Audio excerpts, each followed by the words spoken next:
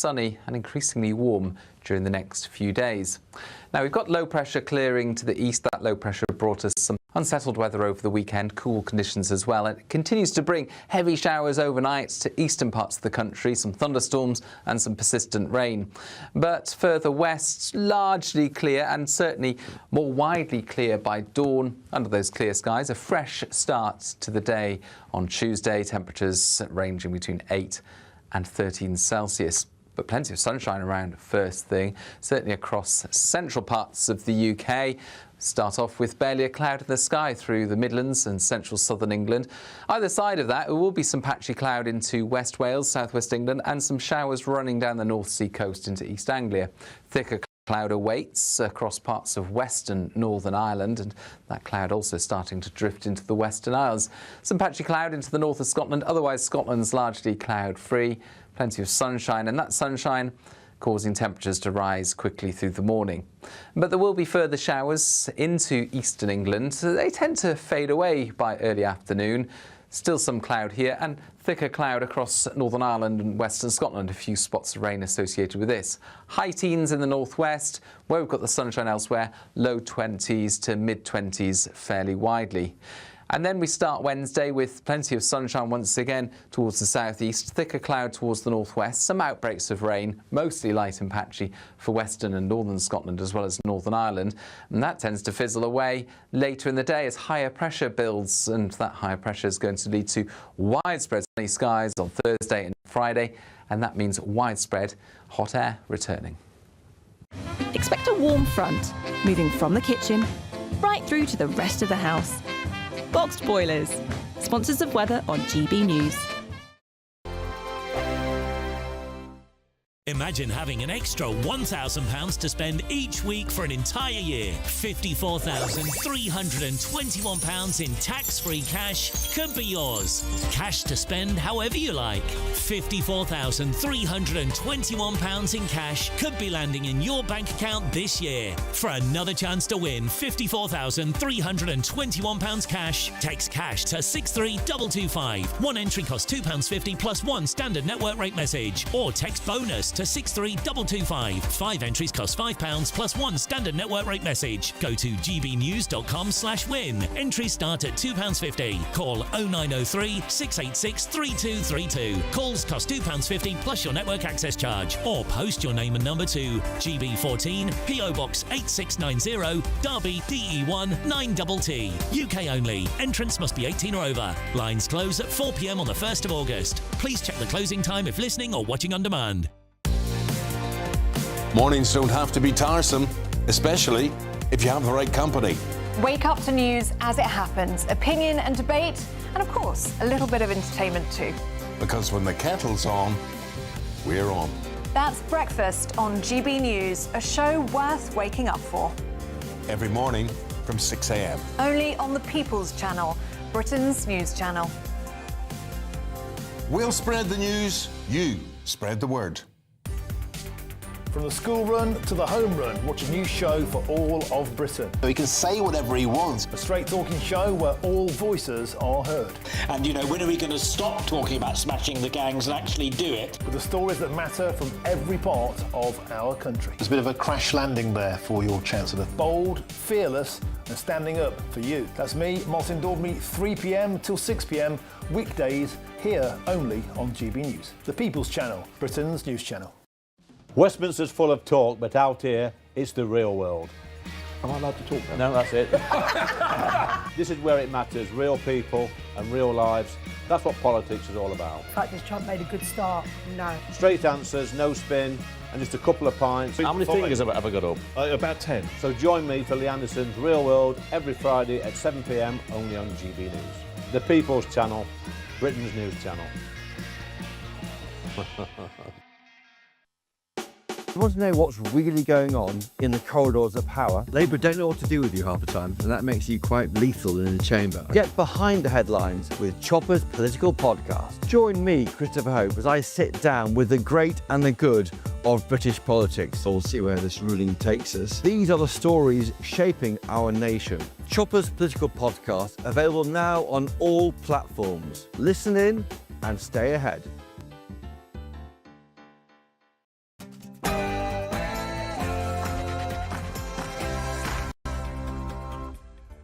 Hello, good evening. It's me, Jacob Rees-Mogg, on State of the Nation tonight. 3 senior police chiefs have broken ranks with the establishment and called upon police forces to fight the war we never fought, the war on cannabis. Meanwhile, a new report has revealed that our record levels of mass migration could be much worse than we thought. As the government faces another rebellion, we will reveal how within 1 year the Prime Minister's authority has evaporated. Plus, is the Labour Party on the brink of making our unprecedented exodus of wealth and talent even worse? Former party leader Lord Kinnock has suggested wealth taxes are on the cards, and tonight I will reveal why this would be a disaster. State of the Nation starts now.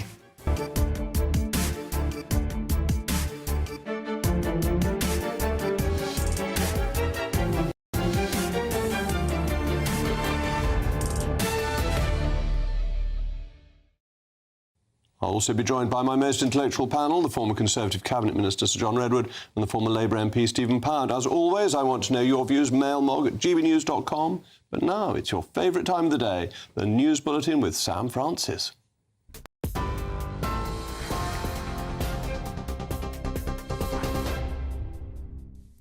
Jacob, thank you, and a very good evening, in fact, to you. It's just after 8 o'clock. The top story. The names of the 52 victims of the 7/7 London bombings have today been read at a memorial service, marking 20 years since those devastating attacks. Families, survivors and first responders gathered at St Paul's Cathedral, where white petals fell as the names were read by loved ones. 4 candles were also carried through the cathedral, one for each of the sites of those 2005 bombings, which killed 52 and injured over 700. King Charles and Sir Keir Starmer called for unity today as events across London paid tribute to the lives that were lost. The death toll in Texas has risen to at least 91 now after flash floods ripped through Kerr County in the early hours of Friday. At least 27 young children and staff from a Christian summer camp are among the dead, with dozens still missing and search efforts now into a 4th day. President Donald Trump has signed a major disaster declaration as questions mount over whether warnings were timely or effective. More storms are on the way, with flood alerts in place until at least tonight. A British teenager jailed in Dubai for having sex with a 17-year-old girl has now been released and is back in the UK. Marcus Fakana was sentenced to a year in prison there after a holiday romance with another British teen. He received a royal pardon, though, from Dubai's ruler as part of an Eid amnesty. Campaigners say the 19-year-old believed the girl was of age and claimed the law shouldn't be applied so strictly to tourists. His family have said they are over the moon to have him home.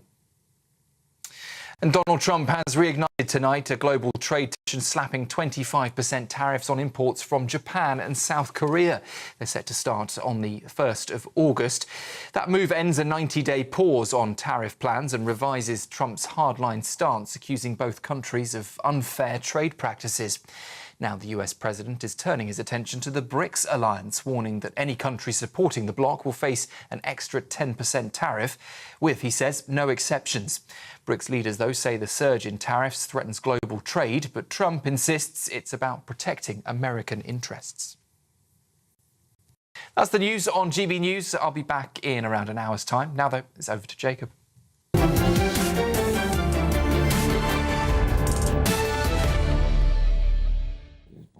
Welcome back to State of the Nation. The war on drugs has failed. It's the slogan chanted by many of our establishment elites. Indeed, the former Lord Chancellor, Lord Faulkner, issued a new report making the case for the decriminalisation of cannabis for those caught in possession of small amounts. The hard-left Mayor of London, Sir Sadiq Khan, the man who runs a city in which crime itself has practically been decriminalised, offered his support to the report too, calling for evidence-based decriminalisation. And naturally outpoured the Guardian and the Observer columns backing the idea, claiming cannabis prohibition is racist and a waste of police resources. But now, 3 of Britain's most senior Rozzers have urged the officers to crack down on cannabis use, dismissing the idea that it's a less serious crime. From the 1970s onwards, governments pretended to crack down on cannabis, but in reality, the laws that state even possession should lead to time in prison were and are rarely upheld. For the year ending March 2024, 90,000 cannabis offences were recorded and only about 1,000 people were in prison with cannabis as their primary offence. Yet politicians, judges, journalists and the police have upheld the orthodoxy that normalises the use of cannabis. Indeed, it's often the people who don't have to live with the consequences of the drug who seem to think its use is perfectly acceptable. Perhaps some of them took it at university and thought it was harmless. But there are serious consequences to widespread habitual cannabis use. It has been shown repeatedly that there is a strong link between habitual cannabis use and the development of schizophrenia, psychosis and other psychotic disorders. The drug has also been linked to depression, anxiety and suicidal ideas. Perhaps above all, as highlighted by the police chiefs in their recent intervention, the smell of cannabis that plagues many of the UK's neighbourhoods is a sign of something far more sinister than just the drug itself. It has come to be the sign, the symbol, the smell of crime and disorder. With cannabis always comes drug dealers, which means gangs, violence, robbery and shoplifting. It means people being too scared to stand at the bus stop, too scared to go out late at night, to go to the shops or to spend time in the park. Cannabis is the drug that represents the social and moral decline of our age, the breakdown of trust both in each other and our institutions, the decay of communities and neighbourhoods. The truth of the matter is that while some in the elite say the war on drugs has failed, as Peter Hitchens has argued, it was in fact the war we never fought. As always, let me know your views, mailmog@gbnews.com. Well, I'm now joined by the Dorset Police and Crime Commissioner, David Sidgwick. David, thank you very much for joining me. What is your view of how cannabis should be policed, and what are you saying to the Chief Constable of Dorset? Well, thank you very much, Jacob. Well, I'm very clear that we should do more about policing cannabis. I believe it should be a Class A drug.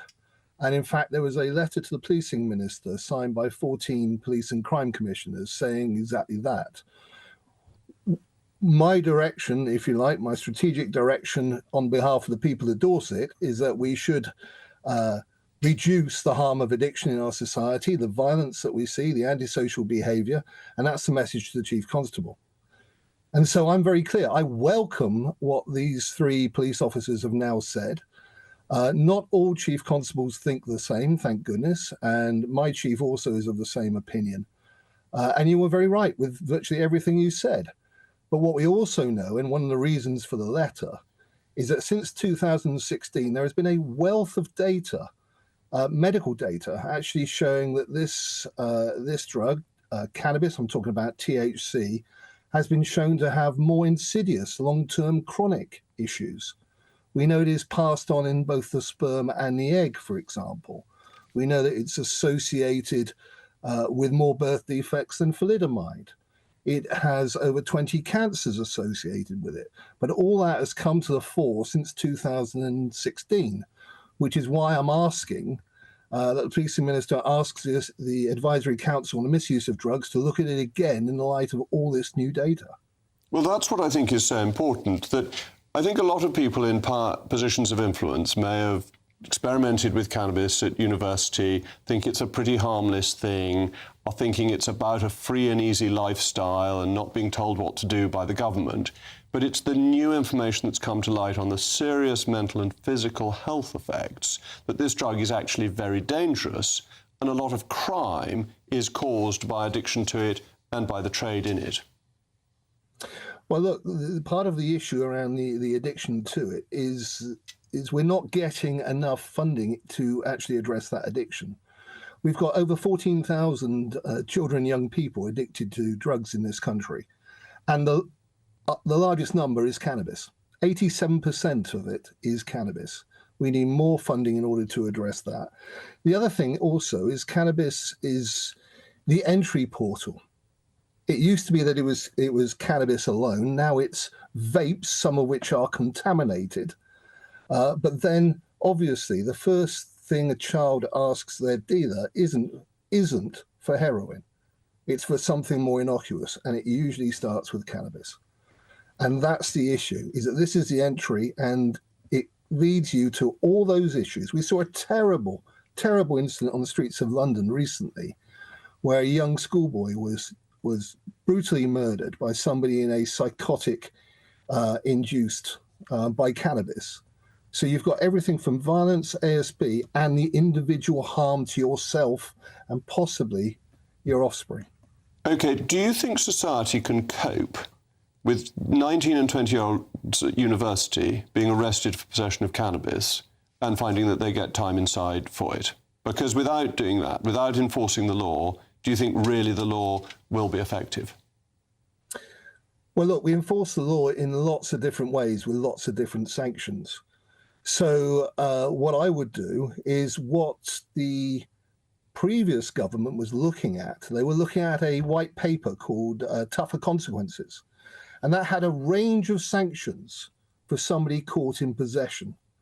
And so you would start off with, for example, a kind of a drug awareness course, which you'd ask them to pay for. Then if they did it again, then you would work up. So you would have a range of sanctions working up to the custodial sentence for possession. That's the way to do it. The problem is that this war, as you alluded to earlier, has never been fought properly on all fronts. David, thank you very much for joining me, and I wish you every success in upholding law and order in Dorset. With me now is Winston Davis, a social campaign entrepreneur who himself served time in prison for a cannabis offence. Ms. Davis, thank you very much for coming on. I, 10 years ago, would have been relatively liberal on cannabis, but it seems to me the development of evidence, particularly around the mental health consequences, is so serious that society needs to change its view. So yeah, thanks for having me on, Jacob. I've heard what you've said. I've heard what the other gentleman said, and I don't disagree that there are issues with cannabis use. There are negative health implications. There are problems in society. However, if you're gonna push on with putting cannabis to a Class A drug or enforcing the law, then we should seriously be making alcohol an illegal drug and making it a Class A drug too. Alcohol costs us £25 billion a year in a cost to our NHS, to our criminal justice system, to wider society. People are drink driving. People are fighting outside pubs. Alcohol, they talked about saying, the guy before said that they go to the dealers and say, I'm going to go straight to heroin. That people don't. People drink alcohol. They'll go to a pub, they'll have a few pints, and then they'll go and get cocaine. That's the gateway drug. Alcohol should be a Class A drug. Alcohol should be criminalised if we're going to push on with criminalising cannabis. But the overwhelming majority of alcohol use is perfectly safe, is part of a social interaction, and it doesn't create psychotic episodes. It doesn't create schizophrenia in people. So it seems to me it's fundamentally much safer than cannabis. So if you leave cannabis in the hands of the gangs, as it is at the moment, they can create whatever strains they want. They can create the strength they want. It's not controlled, and therefore it's a free Wild West. They can do whatever they want. We don't know what we're consuming, what people are consuming. If you controlled it, taxed it, and got the money from it, that money could be both put into enforcing other wider problems of crime, but also to regulate that industry. And, you talk about, schizophrenia and problems coming from the stronger strains. If everybody went out and drank Jack Daniels every day, 17-year-olds are having a bottle of Jack Daniels, that would cause serious health implications, alcohol addiction and or death. A number of countries have legalised cannabis in states in the United States, but the evidence quite mixed, isn't it, as to whether that has worked or not. And the results from New York, where it's been decriminalised, are terrible, and crime in New York has been going off the scale, and a lot of it appears to be drug-fuelled. So I just wonder whether you think we've got to be quite careful about that argument, because other countries don't seem to have done it universally successfully. Yeah, so if you look at other countries, we look at Canada, that's a success. 2018, within 2 years, they had a 94% decrease in arrests related to cannabis, and their economy for the cannabis went from a couple of $100 million up to about $9 billion this year. The income that's come... That's not necessarily a success, is it? That if you say something is no longer a crime, if you got rid of all yellow lines, nobody would park illegally. So saying crime's not gone down because of cannabis is obvious if you've decriminalised it. But then we take it back to the alcohol argument. Alcohol in this country brings in around £45 billion pounds a year of income to the economy, but it costs us £25 billion. So look at the costs on it. We're overstrained. The prison population's overstretched. Alcohol causes a lot of those problems. Alcohol addiction, alcohol being a gateway to harder drugs, alcohol causing societal problems. People, you look at the Euros. People are drinking alcohol during these football tournaments and then going off, and domestic abuse increases exponentially because of alcohol. Well, you next will be advocating banning football too. But are you really proposing that cannabis should be made easier to get and alcohol should be made illegal? I'm saying that if we're going to do a hard line on cannabis, then seriously, you should be looking at a hard line on alcohol. All right. They tried a prohibition on alcohol in America, didn't work out. But if they're serious about doing that with cannabis, you need to do it in alcohol. All right. Well, thank you very much, Winston. Grateful that you could join me this evening. Thank you. Shortly, a new report has revealed that mass migration could be far worse than we thought. Find out how and why in a moment.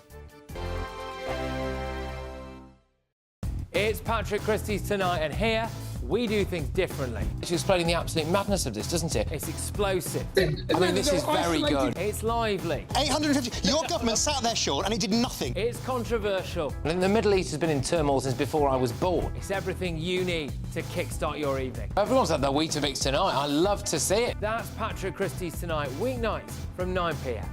Only on GB News, the People's Channel, Britain's news channel.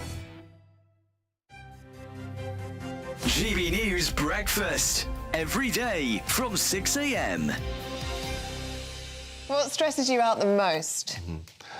Oh, stupid people. Yeah, stupid people. Actually, I'm convinced the world is full of stupid people. Right, OK. All right, so stupid people. Why are you looking at me? Why are you looking at me? I actually wouldn't look at you, mate. You're a smart person. But no, honestly, if you were in my life, particularly when you rely on people to do things for you and they just can't see the obvious thing to do sometimes. Oh, no. But you have to be very grateful that they are doing things for you. Yeah, that's... Ellie, for me, it depends on the mood I'm in. Because if little things happen and I'm not in the right mood, then everything drives me crazy. Now, that is a very good point. So micro stresses. Is that what it is? But according to the Daily Mail this morning, 89% of Britons are finding the small stresses is exhausting them the most. Yeah. Things like being stuck in traffic. Yes. Hate that. The bin bag I actually breaking. don't mind being stuck in traffic. No, I do. by the I way. find it That's honestly okay. great on my soul. Unless it's late, I'm late for something. Although I was stuck for about 3 hours trying to get home yesterday. Oh, no. Yeah, but you see, I don't think those are micro stresses. I think they're major stresses. Full-on stresses. That's what the study says, so, yeah. So listen, don't pass them off as, it's only just stuck in traffic. That's a major thing. OK, Yeah. that's a bad major thing, and it stress. shouldn't happen, OK. yeah. It says sometimes it triggers the same exhaustion as a single major life event if you have lots of these in a day. So bin bag breaking as you're taking it out, losing your keys. That's a major one. Yeah. That's major for me. People who walk slowly, that is so irritating. Forgetting to charge your phone overnight, forgetting to put the bins out, not being able to find an outfit. You know what I really hate? Really, really grinds my gears? What? Is when I either let someone out, and when I'm in the car, I let someone out and they don't say thanks, or I stop and let them cross over and they don't go... That's irritating. Then I go... Well, I tend to agree with you, Paul. GB News, the People's Channel. Hi, I'm Michelle Dewberry, and my show is your opportunity to cut through all the noise and dive in headfirst to some robust debates. Ideas clash. Situation, No, Because the failure is... You're deliberately avoiding my point. Nothing's held back, And if you think this is the end of it, wait for more. and we do not shy away from the difficult stuff. Sometimes I want to shake people and say, if only you understood. So join me on Jubes & Co. weeknights at 6 p.m, only on GB News, Britain's news channel.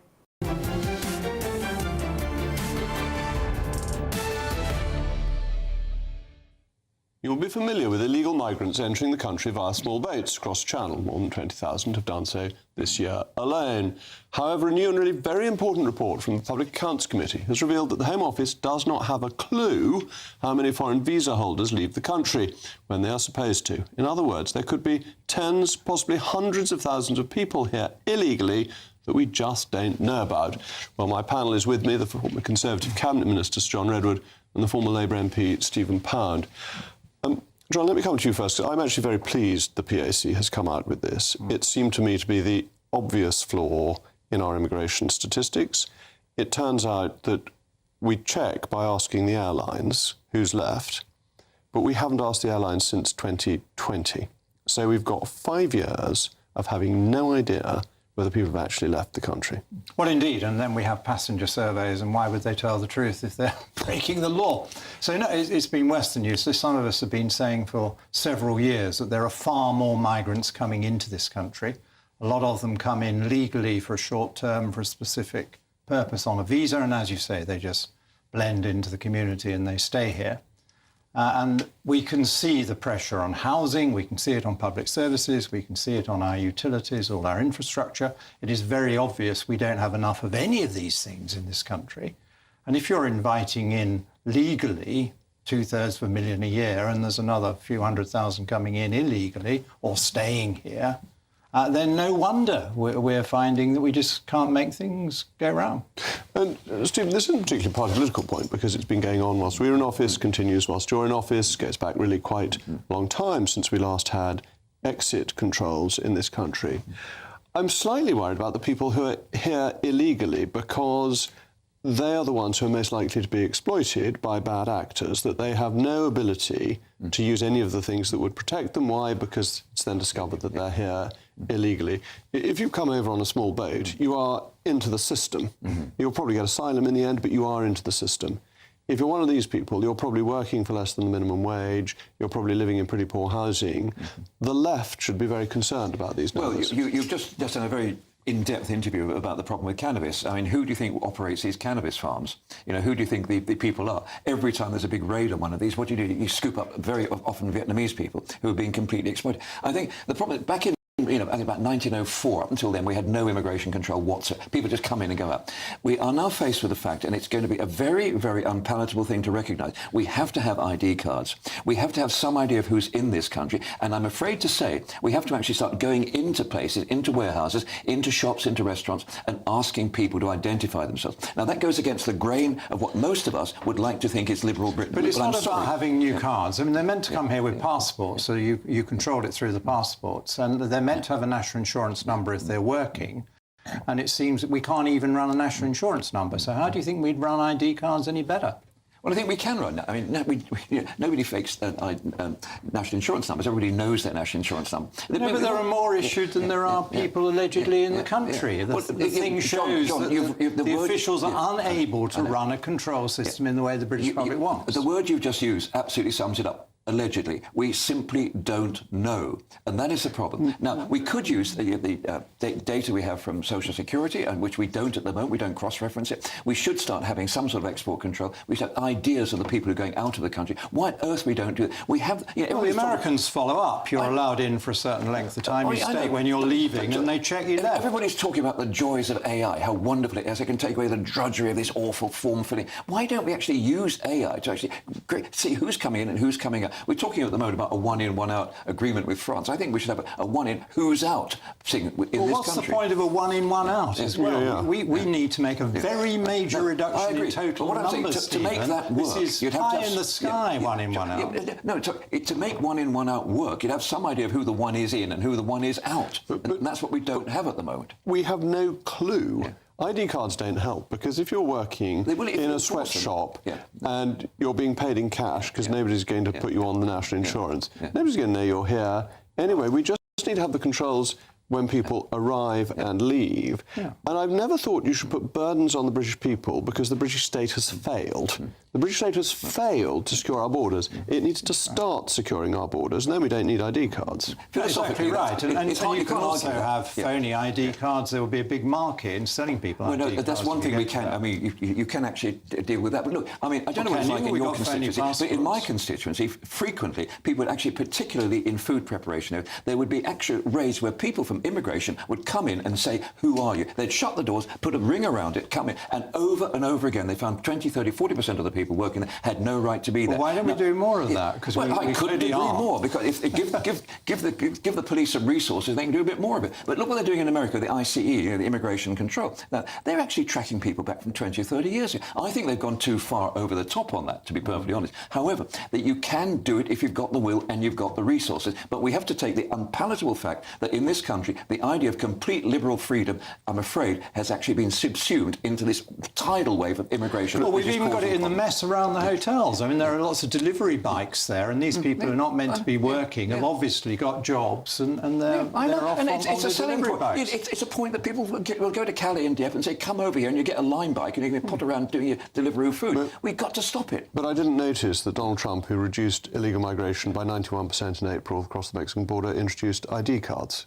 Is that one of his secret executive orders? I'm afraid they do have ID cards. They don't. They do have ID cards. They simply don't. There's not a US ID card. They have driving licenses. Yeah.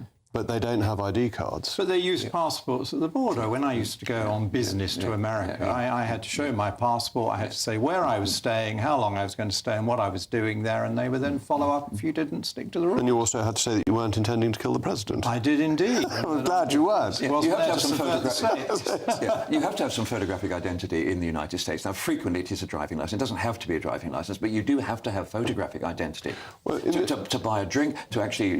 Not at our age. You really don't. I don't think any of the three of us has been ID'd in an American bar in very many years. Never. You look very young, you Stephen. You have quite a lot of ID here now for lots of things.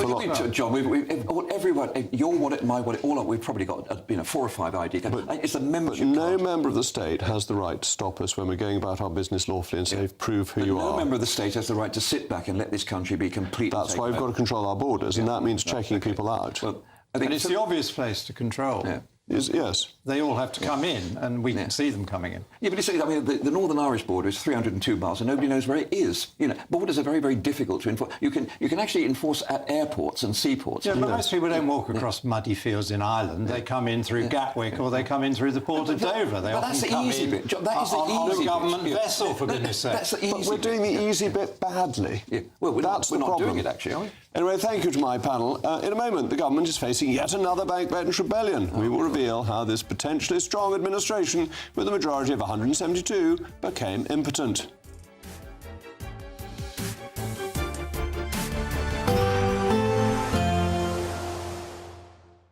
Dinner under the stars tonight? That reminds me of our travel insurance. You mean All Clear Skies? All Clear Travel Insurance sponsors GBNews Travel Destinations Forecast. The heat wave across Europe is increasingly becoming confined to eastern areas of the country. Temperatures here could locally still be 5-10 degrees above normal for the year. On the edge of that heat, though, there are some heavy thunderstorms breaking out for the Balkans and over the Alps. Generally further towards the west, though, temperatures now easing back towards average, but northerly winds bringing a touch of cloud to parts of Iberia, as well as Madeira and Tenerife. Generally, though, for many areas over the next few days, there will be a lot of sunshine around. All Clear Travel Insurance sponsors GBNews Travel Destinations Forecast. Hi there and welcome to the latest update from the Met Office for GB News. We will see some heavy showers clearing overnight, but clear spells and largely dry weather return by dawn, increasingly sunny and increasingly warm during the next few days. Now, we've got low pressure clearing to the east. That low pressure brought us some unsettled weather over the weekend, cool conditions as well. It continues to bring heavy showers overnight to eastern parts of the country, some thunderstorms and some persistent rain. But further west, largely clear and certainly more widely clear by dawn. Under those clear skies, a fresh start to the day on Tuesday, temperatures ranging between 8 and 13 Celsius. But plenty of sunshine around first thing, certainly across central parts of the UK. Start off with barely a cloud in the sky through the Midlands and central southern England. Either side of that, there will be some patchy cloud into West Wales, southwest England, and some showers running down the North Sea coast into East Anglia. Thicker cloud awaits across parts of western Northern Ireland, and that cloud also starting to drift into the Western Isles. Some patchy cloud into the north of Scotland, otherwise Scotland's largely cloud-free. Plenty of sunshine, and that sunshine causing temperatures to rise quickly through the morning. But there will be further showers into eastern England. They tend to fade away by early afternoon. Still some cloud here and thicker cloud across Northern Ireland and western Scotland. A few spots of rain associated with this. High teens in the northwest, where we've got the sunshine elsewhere. Low 20s to mid 20s fairly widely. And then we start Wednesday with plenty of sunshine once again towards the southeast, thicker cloud towards the northwest, some outbreaks of rain, mostly light and patchy for western and northern Scotland as well as Northern Ireland. And that tends to fizzle away later in the day as higher pressure builds, and that higher pressure is going to lead to widespread sunny skies on Thursday and into Friday, and that means widespread hot air returning. Good Afternoon Britain isn't just about us. The wonderful thing about this programme is it's about everyone watching. It's an interactive programme. Well, there absolutely is something to see here, and we're going to be talking about it more. Whether it's breaking royal news, please bring us up to date, or indeed a particularly punchy speech in the House of Commons. Very, very curious. We bring it to you live, and then we bring you live reaction as well. That's Good Afternoon Britain, weekdays from midday. Only on GB News, the People's Channel, Britain's news channel. Mornings don't have to be tiresome, especially if you have the right company. Wake up to news as it happens, opinion and debate, and of course, a little bit of entertainment too. Because when the kettle's on, we're on. That's Breakfast on GB News, a show worth waking up for. Every morning from 6 a.m. Only on the People's Channel, Britain's news channel. We'll spread the news, you spread the word.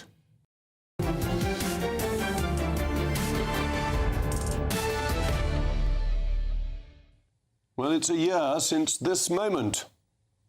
Now our country has voted decisively for change, for national renewal, and a return of politics to public service. My, hasn't he aged in a year? Anyway, we wanted to look forward to what the Prime Minister can expect next. Well, it appears to be it will be rebellion after rebellion. What with the news that his special needs spending cuts are set to face revolt. Labour's majority is wide but shallow. Hundreds of MPs know that they won't be there at the next election and so have nothing to lose. But all this means is that we can't expect any serious reforms or radical action from the government, and instead it will sit back and focus on foreign policy which doesn't need any parliamentary sanction. Well, my panel is still with me, the former Conservative Cabinet Minister, Sir John Redwood, and the former Labour MP, Stephen Pound. Stephen, last Tuesday was the equivalent of Black Wednesday, wasn't it? That Starmer is now in office but not in power. This ridiculous thing on special educational needs. Bridget Phillipson sets her hair running. The hair will be running back into its whatever hares live in pretty soon. Yeah, halts, I think, is it? But the reality is that this analysis of special education needs has been on the cards ever since last July. As one of your own co-presenters on GB News said just yesterday, we cannot have a system where every day more and more people are actually drawing this money down without any effort being made to actually analyse it and to work out, are we getting value for money from this? No, I'm sorry, but the issue of special education needs is one that is considered a third rail in local, but you touch it at your peril. But we have to touch it. It is unsustainable. PIP and SEN are drains on the national purse so much. 50%, plus 50% of every council in England and Wales, the money is spent on SEN. Look, that's unsustainable. OK, but look at the politics of this. He's just lost on welfare, which was equally unsustainable. He's going to lose on this. He's going to find there's rebellion. He is powerless. He's pointless. I hope he hasn't lost on PIP. And don't forget, in many ways, that's what's been deferred till the autumn, a great deal of it. But look, the reality is about SEN, we either do something or we do nothing. If we do nothing, then the country's bankrupt. End of story. I'm sorry. We've got to do something. But that's where we are, isn't it? That we've got a Labour government that cannot control its old bank benches, never really understood the public finances anyway. Rachel Reeves has made the economy much worse. And however important it is to do this, however much council money is going on it, Starmer does not have the political capital to get this through. Well, he's destroying his own political capital. I mean, it's a tragedy for the country because, yes, we've got to control spending, and some of the spending in these very sensitive areas is over the top because of eligibility. It's going to people who aren't seriously disabled. But what he does with this, as with PIP, is he starts off with a general attack so that people who really need this money or need this special educational provision feel threatened. Well, he shouldn't be threatening people like that. They've got difficulties enough in their lives without that. Instead of targeting the question of what happens next. Why are hundreds getting this every day, every week, every month? And aren't we just being too generous? That much of it now is mental illness, it's not physical impairment. And it started, understandably, wanting to help children who are physically very disabled and need extra support. And then when it first went to mental health, these were really serious mental conditions that needed full-time treatment, and the children needed special handling. But now it's all sorts of things. People feel a bit under the weather, or they feel miserable or whatever, and they manage to get through the television interview and get a load of money. You can get a mobility car if you've got acne, as a case last week. I mean, come on. I think we need to be a bit grown up about this. But Starmer's showing himself to be a very bad politician, that however strong the case for reform of SEND, the week after you've had your first major defeat is not the week in which to announce something that will really annoy your own backbenchers, is it? He didn't announce it. I mean, it was announced months and months ago. But Bridget Phillipson was being interviewed at the weekend on another channel. Other channels do exist. And she wouldn't close it down. She needed to close down the story.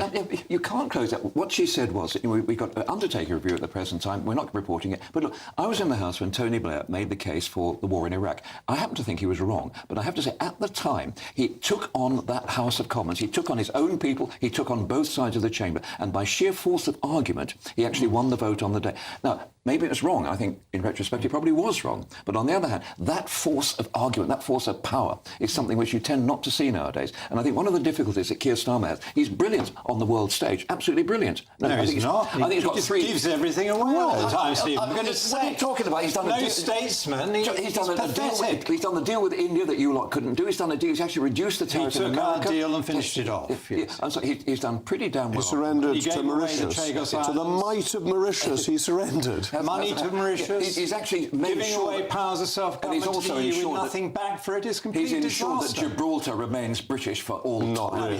Oh, yes, he has. He's again allowed he's done the right thing by the EU to interfere in our military base and border. The point I was making before I was completely kicked into the next field was, look, I think in terms of management of the Labour Party, the Labour Party is a huge, massive majority, and a massive majority can be difficult because people feel it gives them the sanction to rebel because, nothing's going to happen. Only difficult if the government is useless or winds them up all the time. And to say, why on earth is he so unpleasant to people? Why didn't he support his Chancellor when she was in tears on the front bench? He had to make the statement later that he should have made then. Why does he pick on people who are disabled who really need the money? It's just crazy. John, nobody could say for a minute that Keir Starmer is picking on people who are disabled. I mean, he's not doing. What he is doing is trying to actually install some discipline, some fiscal discipline, which you agree on, you've been arguing about all the time I've known you, into this country's finances. Yeah, but for new cases that aren't serious cases, that's the point. I happen to disagree with the seeing a government that threatens people on PIP. And with SEND provision, who really, really need it. Yeah, but how do we know and how do we differentiate between... I mean, are you saying... They've all been through checks and tests when they first got it. I think there will be case notes. Well, again, talking about the unpalatable, we all know that there are people who, quite frankly, would prefer life sitting on the sofa watching daytime television. We know about that. And it's not being cruel or brutal or hard-hearted to say that. It's being realistic. Yeah, but Stephen... I'd like to see more resources go to those people in need and less to those in greed. And that's what you should do starting from today with a proper system of assessment. Which is exactly what Bridget Phillipson is doing. But Starmer can't do this. He's lost his authority. It went last week. He is pointless. That's the problem. He can gallivant around on the world stage, but he cannot get the most routine bill through Parliament anymore because his backbenchers won't wear it. Well, they don't trust him anymore. That's the point. Well, I don't think you can speak collectively, the entire body of them. Some do, some don't. I mean, there's always been people... 100 odd don't, but that's quite enough to mean he can't govern very easily. Yeah. We can certainly talk about the votes of confidence within political parties for the last few years, but let's not intrude. Well, we saw the Conservatives get to this position.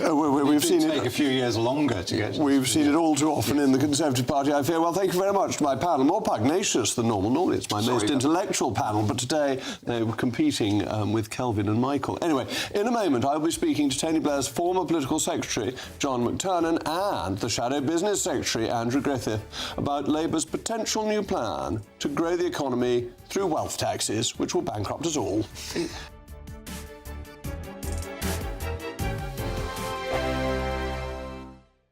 At GB News, we love to hear from you, our loyal community. So drop us a line at gbnews.com/yoursay. There you can talk to each other and also to the presenters live on air. gbnews.com/yoursay, because GB News is your channel, Britain's news channel. From the school run to the home run, watch a new show for all of Britain. He can say whatever he wants. A straight talking show where all voices are heard. And, you know, when are we going to stop talking about smashing the gangs and actually do it? With the stories that matter from every part of our country. There's a bit of a crash landing there for your Chancellor. Bold, fearless and standing up for you. That's me, Martin Daubney, 3 p.m. till 6 p.m, weekdays, here only on GB News. The People's Channel, Britain's news channel. Westminster's full of talk, but out here, it's the real world. Am I allowed to talk then? No, that's it. This is where it matters, real people and real lives. That's what politics is all about. The fact has Trump made a good start? No. Straight answers, no spin, and just a couple of pints. How many fingers have I got up? About 10. So join me for Lee Anderson's Real World every Friday at 7 p.m, only on GB News. The People's Channel, Britain's news channel. You want to know what's really going on in the corridors of power? Labour don't know what to do with you half the time, and that makes you quite lethal in the chamber. Get behind the headlines with Chopper's Political Podcast. Join me, Christopher Hope, as I sit down with the great and the good of British politics. We'll see where this ruling takes us. These are the stories shaping our nation. Chopper's Political Podcast, available now on all platforms. Listen in and stay ahead. Exciting news. Every Friday, my Patrick Christie's Tonight Show is going to have a twist to it. We're welcoming some special guests. You. That's right, on Fridays I'm going to be doing my show in front of a live studio audience because this show is about you and what you have to say. It's going to be the same big debates, same big topics, same big opinions, but every Friday night at 9 p.m. you are invited to come on down to Patrick Christie's Tonight to be a part of the action. Only on GB News, the People's Channel, Britain's news channel. Join me, Nana Akwe, for an informative, interactive news programme with a difference. It's fun. No, he didn't say that, Dave. I'm so surprised. I think there's an element of truth to that. Join me from 3 p.m. every weekend, only on GB News, Britain's news channel. This is Britain's Newsroom, where your voice matters. It's just astonishing. With expert analysis and honest opinion, we don't just keep you informed. We bring you unique perspectives you won't see anywhere else. Can't argue with any of that. When the news happens, it happens here. On Britain's Newsroom, weekdays from 9:30 a.m. Only on GB News.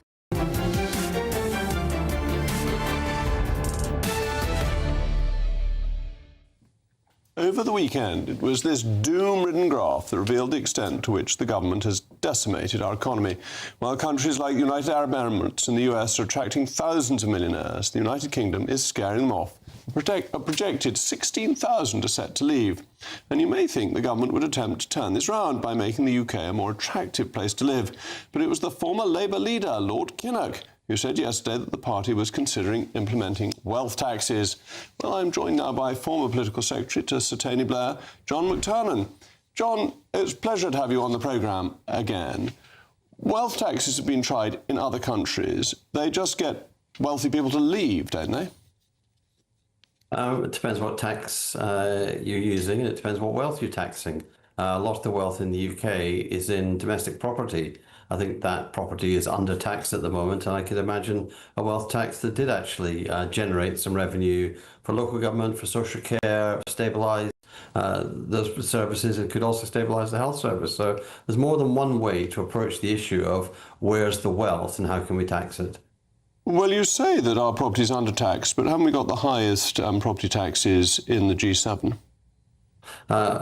We're undertaxed. So we're undertaxed, but we're still the highest in the G7. So everyone else is massively undertaxed. The Buckingham Palace pays less council tax than a semi in Blackpool, and that that's completely irrelevant, because anybody who buys a property in London costing a couple of £1 million will pay a 15% stamp duty. I think there's loads of rigidities in the tax system that we should reform, and wealth tax would be one part of a whole package. I don't think we actually are in a situation where we should be picking one tax here and one tax there anymore. The thing is quite a extensive tax code that could do with some simplification that would be fair, could be fair, and could generate more revenue.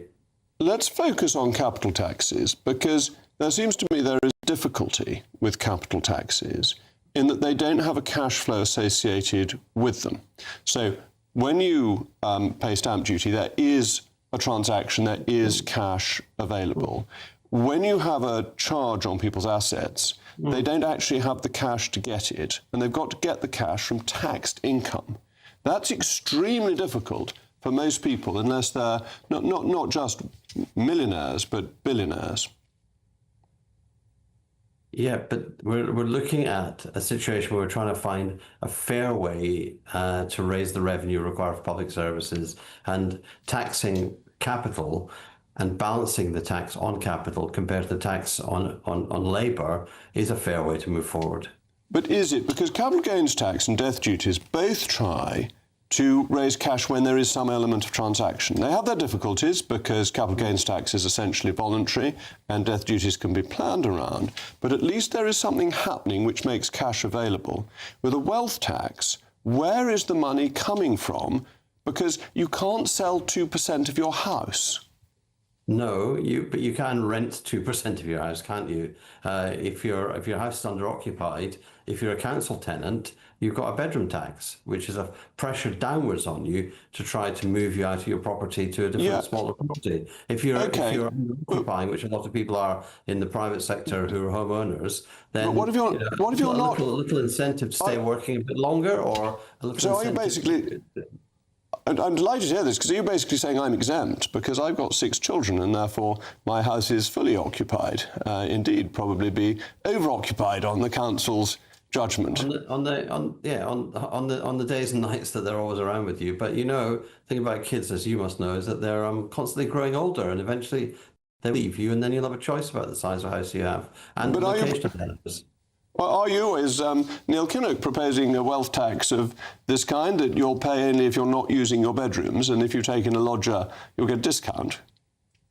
No, Neil is proposing, I think, a different tax from me. I'm just pointing out that wealth is around us in many, many ways. During the pandemic, when the economy was quite quiet, £2 trillion increased in domestic property value. That is a form of windfall, because people weren't actually improving the economy, but their houses got much, much more valuable. We need to look at a wide range of ways of raising revenue. But it's not a windfall, because they can't do anything with it. They've got to live in their house. Anyway, I'm going to have to move on there, but John, thank you for joining me. With me now is the Shadow Business Secretary, Andrew Griffith. Andrew, we're going to find it very difficult to disagree on this, but I happen to think that capital taxation creates the most inefficiencies in the economy, and that the aim of any Conservative government ought to be to remove as many of them as possible, not to add new ones.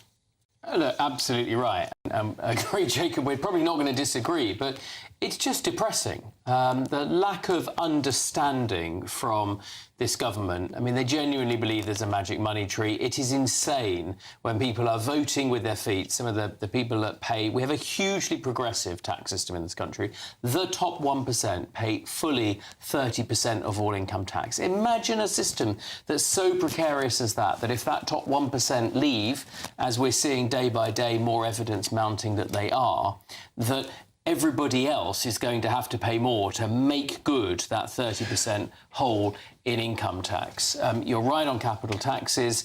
And the great learning over time is that actually there's a sweet spot in tax. It's why Ireland has one of the highest levels of individual prosperity, GDP per capita, the amount of their economy, their living standards, because they discovered what many people already knew, particularly Art Laffer, the great economist, that if you at some points reduce tax, you actually raise more money. Then you can go and do things that socialists love doing, spending money on our unreformed public services, redistributing wealth within society. But you do that off the back of a bigger cake to start off with. OK, but we both supported Liz Truss, and she tried this, and she was out within 7 weeks. And as you know, subsequent investigations into things like the Bank of England and the degree of concentration of our pension funds in gilts undoubtedly played a role around that. I'm not going into the individual execution of things, but look, that has to be where the Conservative Party, the consistent party of economic competence that believes in people keeping more of what they earn and government spending the minimum consistent with providing a basic safety net in society, that to me is where the Conservative Party is right to pitch its tents, and it's probably no coincidence that we've had a few good weeks, actually, and Kemi's done a lot of talking about the economy, about some honest truths about the state we're in, but also talking about those first principle Conservative values as it comes to the economy. How do we deal with the general constraints? So we've got a demand for extra public services, we've got an ageing population, we've got a demand for more immigration, but strong political opposition to it. I've never seen where this demand for more immigration comes from, to be honest. I mean, you'll find the odd employer or some left-wing, you know... From employers, from universities. When we were in office, the Education Minister wanted more immigration for the universities, the Health Minister wanted more for the hospitals. Yeah, well, as you know, the job of ministers is not simply to amplify whatever you were asking me where this demand comes from. So we want to cut taxes, but the popular demand seems to be for public services to get more money, and there are demographic things going against us. How would a Conservative government deal with that? Look, I think very much like the situation that the Conservative government found it in the 1970s, that ultimately, by endlessly taxing fewer and fewer people more and more, you end up destroying economic growth in the economy. The remarkable thing is that it's taken this government only 12 months, what it took socialists in the 1970s years to do in terms of the economy. Partly that's because capital and people are more mobile. We are in a more competitive world. We're just scraping into the top 30 countries in terms of global competitiveness. We have to fight to be a place that people want to come and live and invest or even stay. And the role of the Conservatives is to tell the hard truths. And look, the reality is, I suspect, by telling those hard truths, there is a certain period of time at which popularity doesn't follow. People don't like to be confronted with the fact that we are all living beyond our means. But if we are the party that A, believes in that from first principles, and B, is willing to articulate that, eventually, when the crisis that is, I'm afraid, beholden in our economy now becomes clear to more and more people because their children can't get jobs, because they see their standard of living slipping away versus other European or international countries, then I would hope that the country comes back to the Conservatives. If we were to be returned, do we have to cut spending before we cut taxes, or can you take the risk of doing both simultaneously? Look, I think both. I think you have to cut taxes to allow growth to happen. When you're at a historic high in the level of taxation, and by the way, I heard your previous interview, we have wealth taxes in abundance in this country. We have nearly 15% stamp duty. We have taxes if someone has the temerity to take a business class flight, and on, higher taxes if you've got a more expensive car. Believe me, we have wealth taxes, and we don't need any socialists coming up with even more of those. But I think you cut tax to get growth, and you cut spending in order to cut tax. So I think you have to do both of those things. I don't want to relitigate the past. The Conservative Party did make many mistakes in office. I'm not shy of apologising for those mistakes. But, like a toddler, it's not enough to apologise. You've got to say what it is you will do differently when we get back into office. And I'm very clear, we have to spend less of taxpayers' money, and we have to get economic growth in a proper sense. And the only real way of doing that from a really high level of tax is to reduce taxes. And as I can't make tax policy, and I won't, and it is important that we are credible. You probably make very good tax policy. But those inheritance taxes, in particular, are ones that most Conservatives find very egregious. All right, well, the Conservative Party's a toddler. And finally, a short game of Did You Know Your Cromwells? Because it turns out that Fulham Council has put up a picture advertising an event this evening using the wrong Cromwell. Thomas Cromwell from Putney, Oliver Cromwell from Cambridgeshire, about 100 years off or 5 English monarchs. So spot which one that is. That is Oliver, dreadful man. Thomas, just as bad. Both nasty, murderous people. Anyway, up next, it's great Patrick Christie's. Patrick, you're going to have some good Somerset men on your programme rather than these dodgy Cromwells. Oh, the best Somerset man is, of course, you, Jacob. He's just done a wonderful show. So that's quite... We've hit our Somerset quota for the day. Anyway, right, I've got a lot coming up. So we're going to be having a look, of course, the anniversary of 7/7. I think it's stuck in the craw a little bit when we saw Sadiq Khan and Sir Keir Starmer laying reeds. I'm having a little look at some of their legal back catalogue, as well as the response, really, I think, in the 20 years since 7/7, posing questions about whether or not we're worse now in terms of the Islamist threat, which, of course, they could not name than we were at the time. All of that and much, much more 9 to 11 after your weather.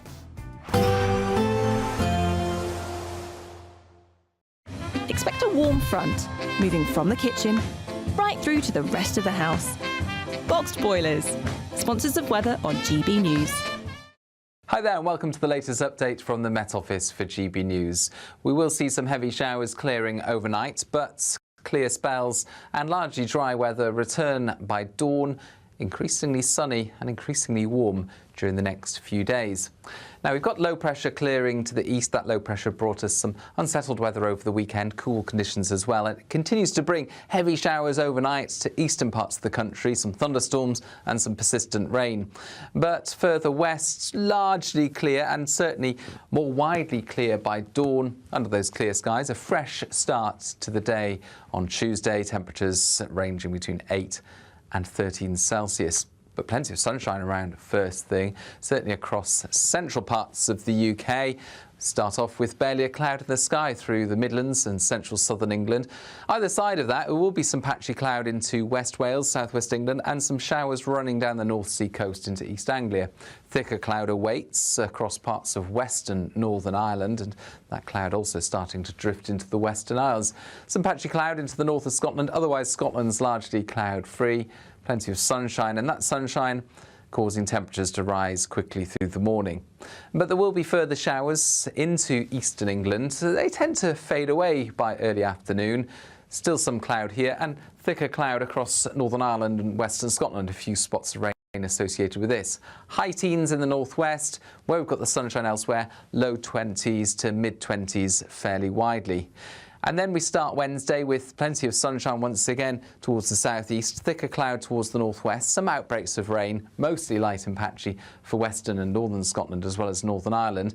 And that tends to fizzle away later in the day as higher pressure builds, and that higher pressure is going to lead to widespread sunny skies on Thursday and into Friday, and that means widespread hot air returning. A positive outlook through the night will power through to a bright day ahead. Boxed Home Battery Storage, sponsors of weather on GB News. We're kick-starting summer with your chance to win our biggest cash prize to date, as there's an incredible £54,321 in tax-free cash to be won. What would you spend it on? A brand new car, the holiday of a lifetime, or just sit back, relax and remove some of those day-to-day financial stresses? For another chance to win, text cash to 63225. One entry costs £2.50 plus one standard network rate message, or text bonus to 63225. 5 entries cost £5 plus one standard network rate message. Go to gbnews.com/win. Entries start at £2.50. Call 0903 686 3232. Calls cost £2.50 plus your network access charge, or post your name and number to GB14 PO Box 866